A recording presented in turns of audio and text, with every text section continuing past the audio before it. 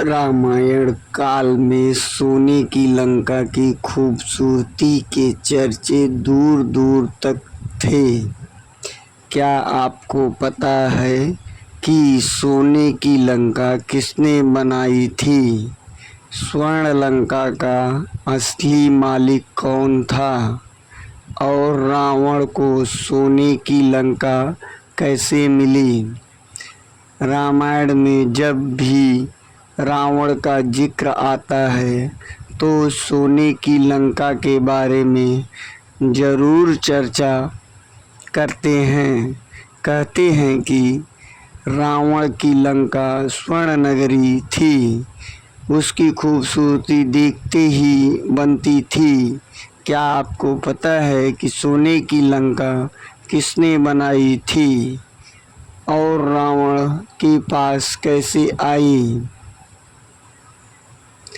हिंदू मान्यताओं के अनुसार रामायण काल में सोने की लंका थी। बताया जाता है कि सोने की लंका को भगवान शिव और पार्वती ने बनाया था। दरअसल शिव और पार्वती का निवास हिमालय में था। वे बहुत ही सामान्य जीवन जीते थे। उन्हें किसी तरह के आलीशान महलों की ज़रूरत नहीं थी।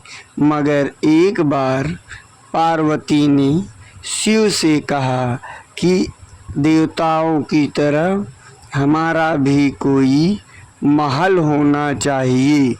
तब शिव ने विश्वकर्मा और कुबेर को बुलाकर समुद्र के बीच सोने का महल बनाया।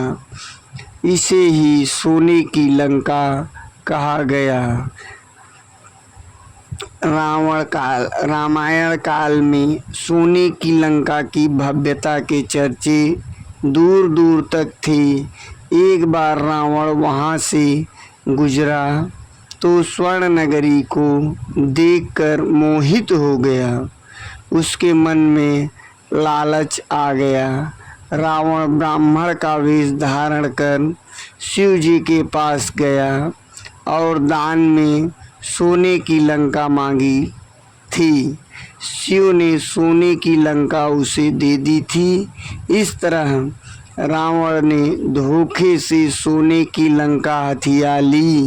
ये भी कहा जाता है कि रावण ने धनपति कुबेर से सोने की लंका छीन ली थी। जब पार्वती जी को पता चला कि रावण ने छल कपट से सोने की लंका को हथिया ली है तो उन्हें बहुत गुस्सा आया। पार्वती ने रावण को श्राप दिया कि एक दिन लंका आग में भस्म हो जाएगी।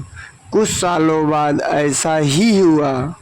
रावण जब सीता का अपहरण करके उन्हें लंका ले आया तो हनुमान उनसे मिलने आए। तभी हनुमान ने रावण की स्वर्ण लंका में आग लगा दी थी।